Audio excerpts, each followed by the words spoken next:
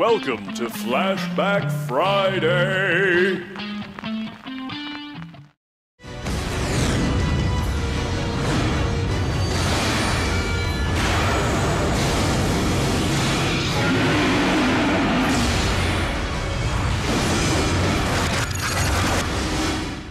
Hi, welcome to the Silver Spleen. My name is Vaughn Parsons, and this is my review of Shaolin Soccer. By 2001, Stephen Chow wanted to become famous outside of Asia, and so he consciously changed the comic style that had brought him so much success in Hong Kong and in the rest of the Cantonese-speaking world. Comedies are actually the hardest kind of movies to sell to a foreign audience. Jokes rely on language and context. You have to know how something is funny as well as why it's funny. If I go watch an American comedy here in Hong Kong, I often find myself being the only person in the cinema laughing at certain jokes. That's bad enough, but if you aren't familiar with a culture, you can make some serious mistakes when choosing which movie to watch. You know, Ted, the movie about the foul-mouthed teddy bear that hangs out with hookers? Here in Hong Kong, a lot of the parents looked at the movie poster and thought, oh look, a stuffed teddy bear. I'll take my children to see this movie.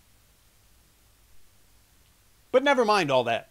In an effort to broaden his appeal, Stephen Chow decided to use more physical humor, since it's easily understood by pretty much everyone, no matter where you're from or what language you speak. It's the story of half a dozen former Shaolin monks who end up living in the regular world and frankly not doing very well. Their leader, played by Stephen Chow, is searching for a way to bring the teachings of Shaolin to the world. He has to convince his fellow monks to join him on this quest, and at first, none of them want to help. Someone that does want to help him is a disgraced soccer player now turned coach, played by Tat. There's also a romantic subplot involving a girl who makes steamed buns using Tai Chi, played by mainland actress Vicky Zhao Wei. I'm not going to tell you much more about the plot, because either you've already seen this movie, or you haven't, and I'm not going to tell you. You have to go see it yourself. It's hard sometimes to look back at a movie from almost 15 years ago and not see the shortcomings of the visual effects. But in the case of Shaolin Soccer, I think they hold up really well. The film itself has a kind of a grainy appearance to the cinematography, so when the CGI does the same thing, it's really not very jarring.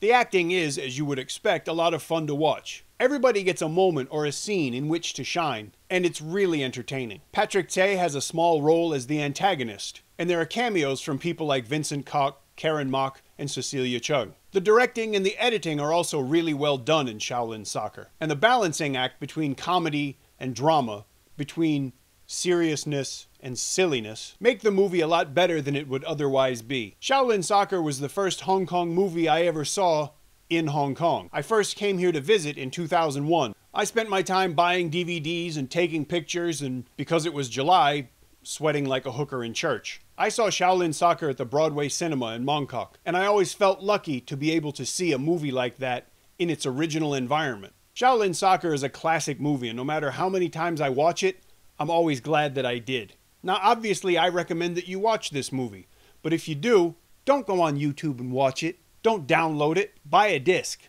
In the description, there's a link where you could do just that. If you enjoyed this review, please leave me a comment. If you didn't enjoy the review, leave me a comment anyway. If you enjoy the reviews in general, please subscribe to the channel so you can see all the new stuff right away. Thank you for watching.